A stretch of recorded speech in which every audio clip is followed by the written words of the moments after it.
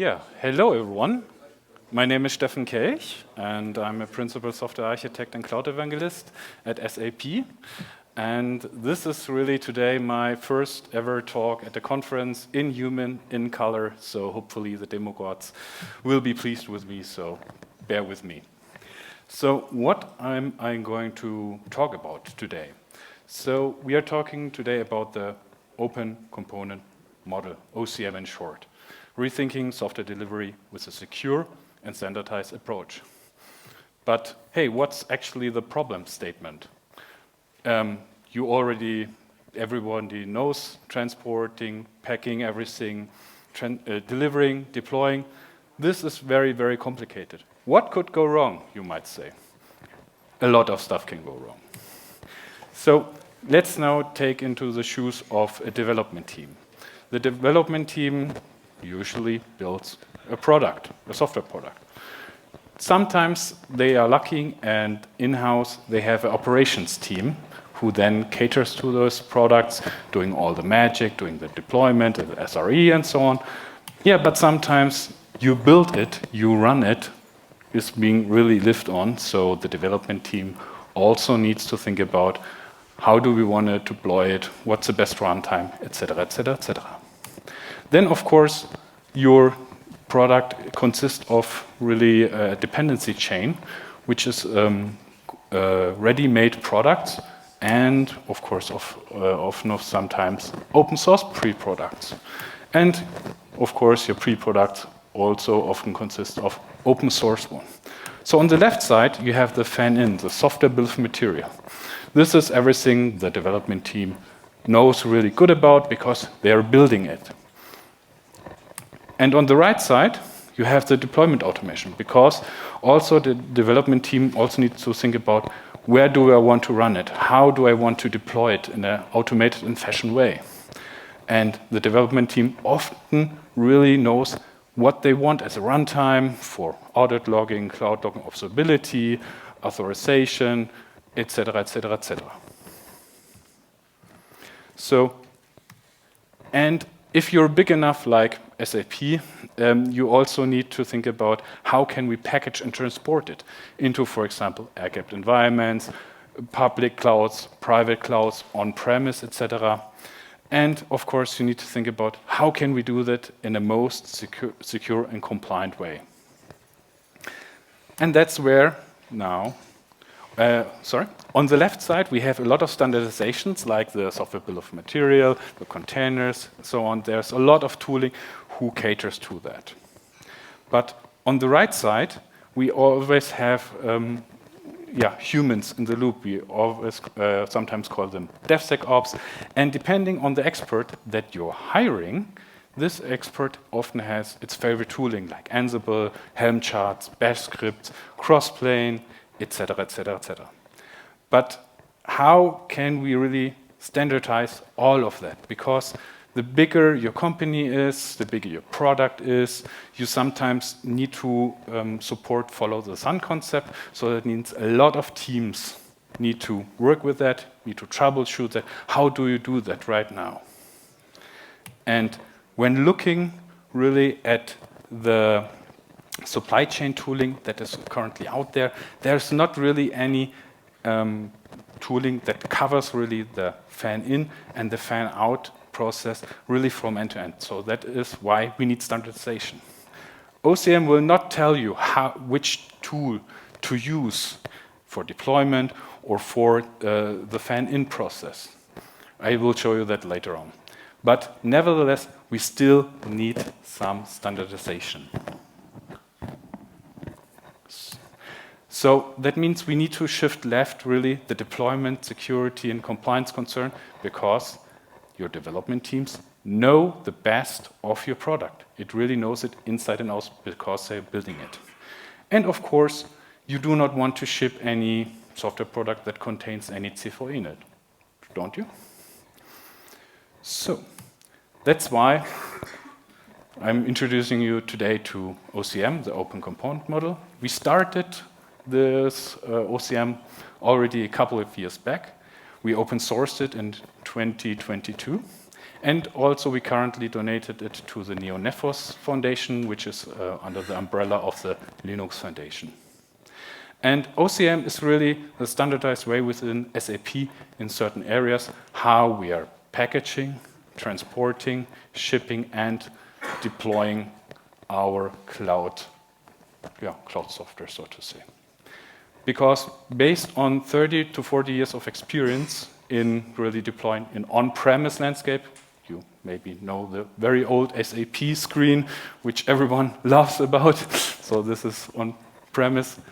Yeah, we know a lot about how to deliver in air-gapped environments, private clouds, and so on. So currently, we are already building the OCM version 2, and today I will show you parts of it, so you get a sneak peek in that. And what is really, really important is there are different, I would say, open-sourced parts of OCM. So there's the OCM specification, and then there's tooling around it. So what you see today, the OCM tooling that comes with it, this is only an implementation of the OCM specification. So everyone out there can really write for the fan-in or for the fan-out part their own tooling, and we highly encourage you to do so. Because, as I said again, you as development teams, you as the operation teams, you really know best how to do that.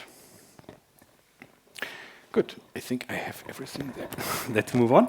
Let's leave the high-level architecture, the high management slides, and now let's go with a little more meat to the bone. What will I show you now? So let's imagine we have a product. And this product is a HTTP bin operator which will act as a mesh service provider, so to say. What this is, I will hopefully explain in a couple of minutes. This product contains, of course, of a container of which the HTTP bin operator itself runs on, and a Helm chart. So these are our pre-products.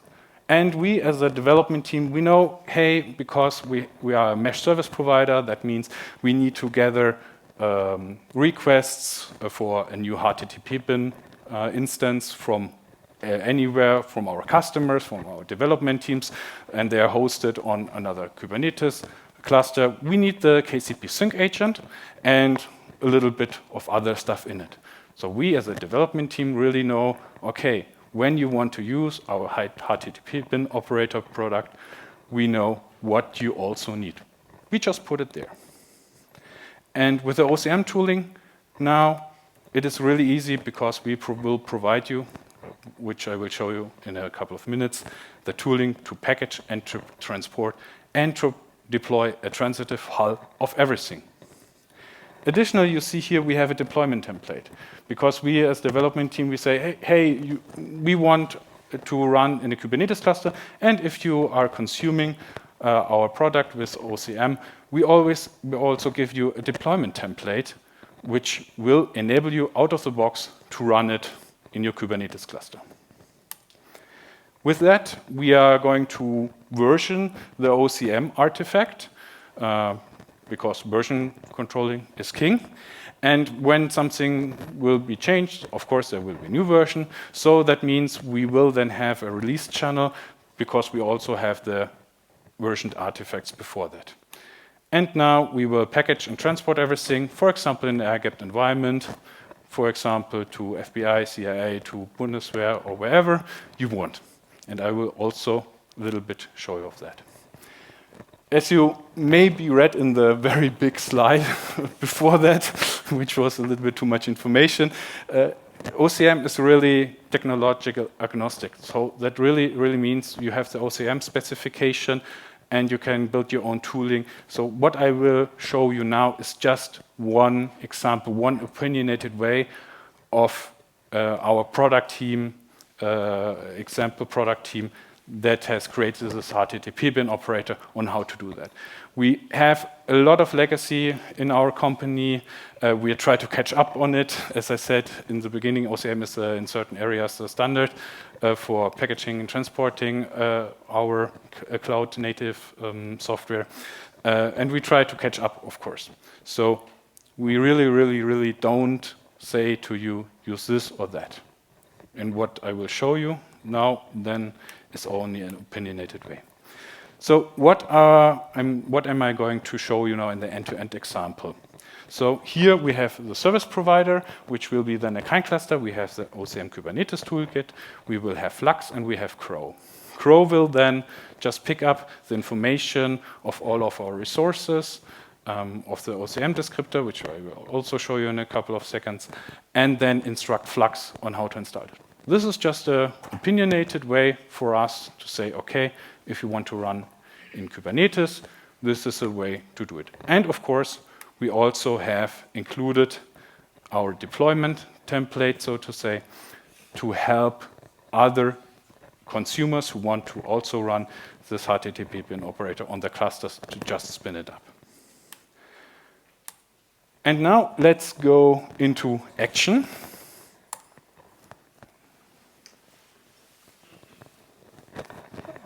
Okay. Good.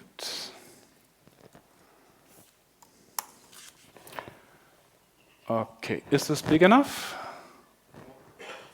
No? Better? Okay. So here we have a very easy YAML descriptor, so to say. This is our OCM component constructor. Here we are going to model and define what is in our software, what does our software product really need in order to run on a Kubernetes cluster. So here you see the HTTP bin operator. This is the Helm chart that we are pointing to. This is already located at an OCI artifactory. Here we have the image itself. And then we have a local resource. This is a Crow resource graph definition, which will act as a glue between Flux and our OCM Kubernetes toolkit. Down here we have something other magic, which is not part of my talk today. I'm sorry about that. Additionally, you can also reference other components, other OCM components, and also in a versioned way. So now let's just add, let's do that, and let's say, okay, I want with the OCM CLI, which is also OCM tooling, which is an implementation of the OCM specification. You can build your own tooling on top of that, or with that. With that, we are now saying, here is our component descriptor. I want to package everything into an OCI artifact, because we are taking all of these resources here, and we are putting them, the references, or by value, if it's local, into an OCI artifact. Now we have it on our machine. Now let's transport this to our OCI registry, and I hope the speaker WLAN is fast. Okay, very well. We have now, as you can see, we only had 2 local resources. This is why only this has been transported. Everything else is by reference.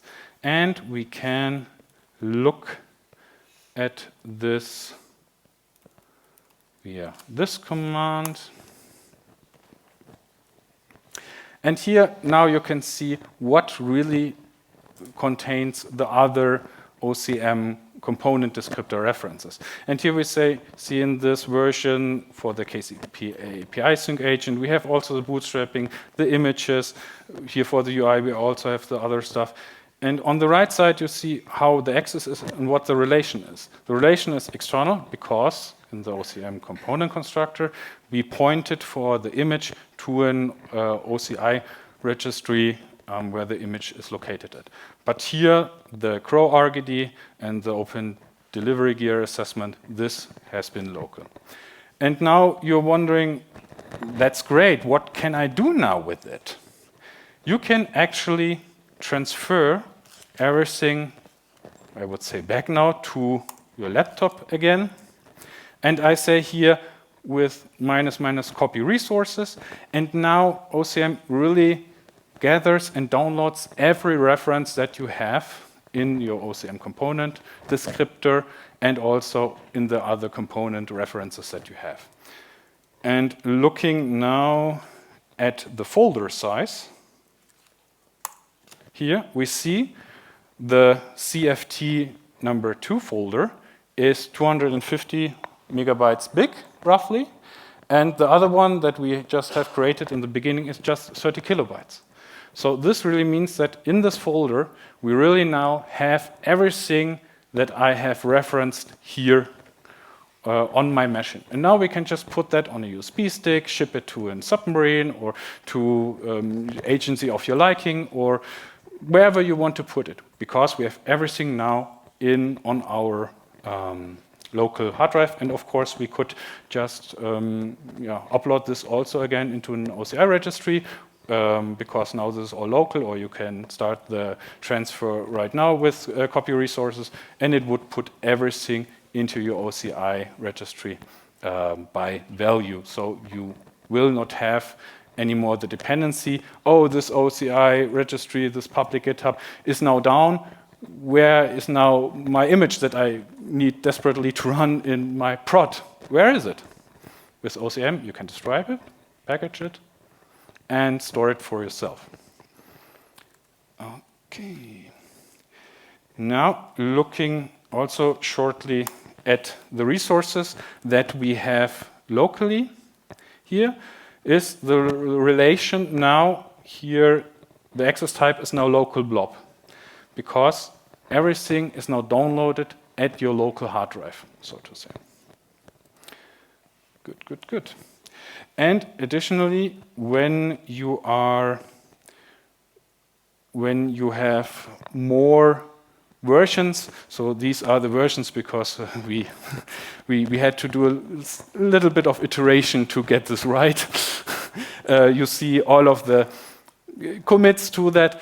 With the OCM get component, you then really see which versions are there, which version could I consume right now, which are made available of. Good. Then let's go to the... And now, yes, destroy. Now I will spin up a kind cluster, because if we can, oh, nice. Hopefully Docker runs.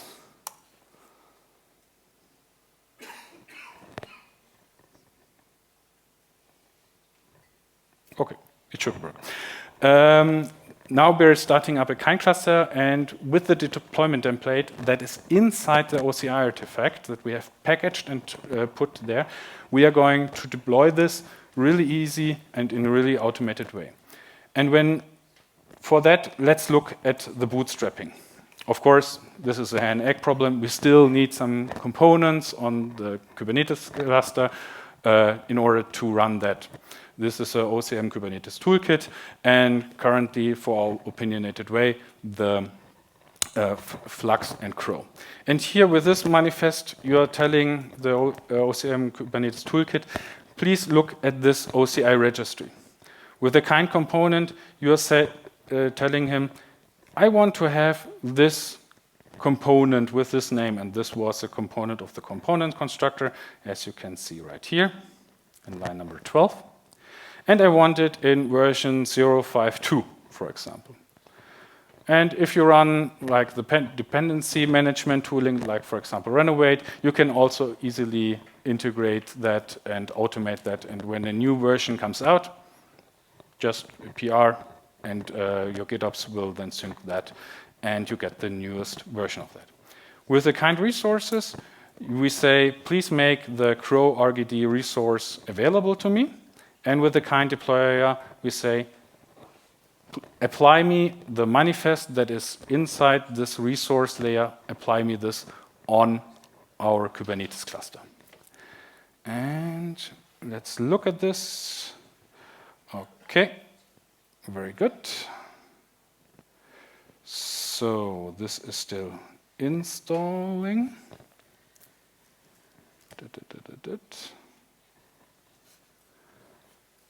Okay. Why did I destroy my kind cluster before that? Okay, now it's installing the KCP sync agent, and we are good to go. Now we have bootstrapped we have now applied the bootstrapping and looking into our kind resources, for example. This kind resources say we want to have the resource with the name, there is it, OCI Helm chart, HTTP bin operator. And in the status, you can see the OCI, the OCM Kubernetes toolkit, then actually prints us out, gives us the location where this exact resource layer is located at. This now says the external URL that we just have put into the OCM component constructor. But if you are transporting in an air-gapped environment or wherever you are transporting it by value, then OCM is aware of where your resources are actually located at. It changes.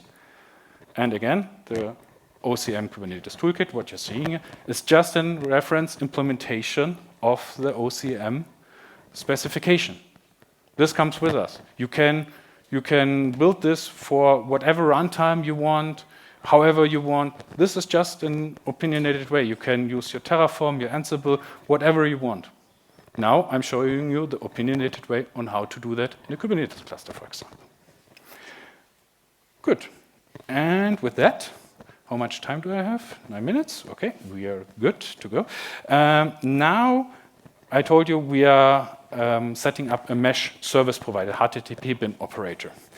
And now we will go into, good, session is not expired. We are now, this is a UI. In the back end, there is a Kubernetes cluster, and our KCP sync agent that we just have installed via the deployment template is going to listen to this Kubernetes cluster, because this is our central point for our development teams or for our customers to say, I want a new tenant of the HTTP bin pod. I know, very realistic that you need something like that, but just to showcase. And I create the famous test. And looking at my cluster, I already see the sync agent has synchronized the request to my local client cluster, has picked it up, and the HTTP bin operator is fulfilling now that request and spins up a new pod. And this is how you could also be a mesh service provider, so to say, and fulfill the requests of your clients, your customers, your dev teams from different locations. Good. Then, moving back to the slides. That is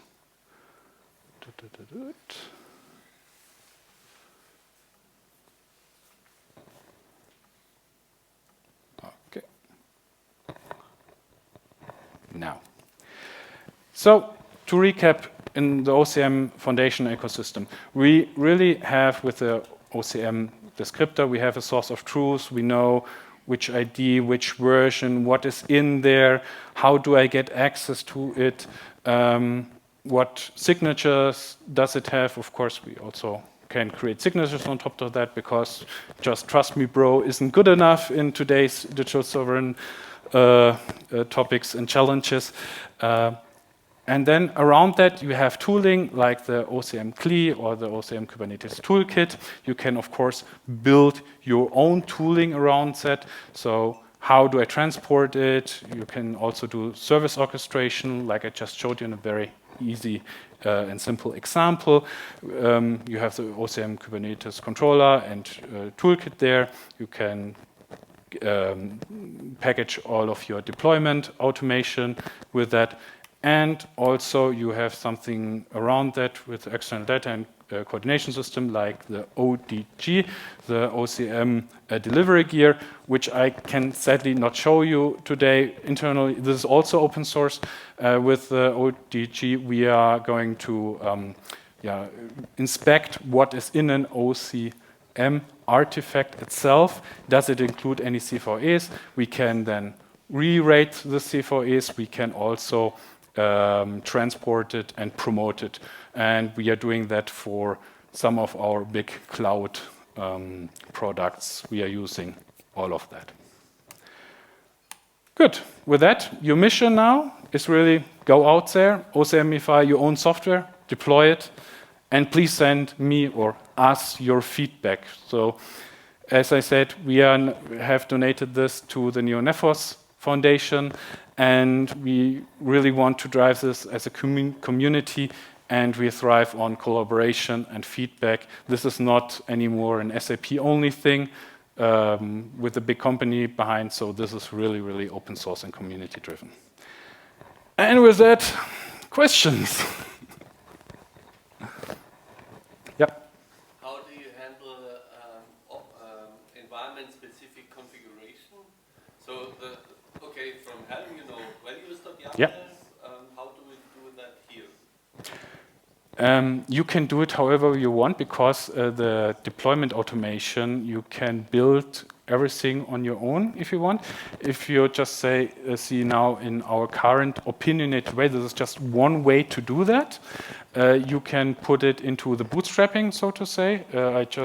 The manifest that I showed you, you can put it there. Or you can already template everything out, like your Helm templates. You do Helm in your pipeline Helm template for this specific cluster or for this specific target where you want to transport to, and then put this as the Kubernetes manifest, put that in as a resource, and just then let it apply, for example. So there are a lot of different ways how you can piece in together, because SAP sometimes say that, but there is not really de facto this standard way of deploying it, this way of how to make it right. That's why OCM is so completely decoupled. That's why you can build it any way you like, and I'm eager to hear how you would build it. Hopefully this answers your question. We can later on talk more in detail. Good. Any more questions? Okay, then how to engage? Please visit our community engagement. As I said, we thrive on your feedback, and we really, really are looking forward to your contribution and to your feedback. With that said, thank you very much. If you want to get in contact, please come up to me and speak to me. And I hope. And in time for lunch. Have fun.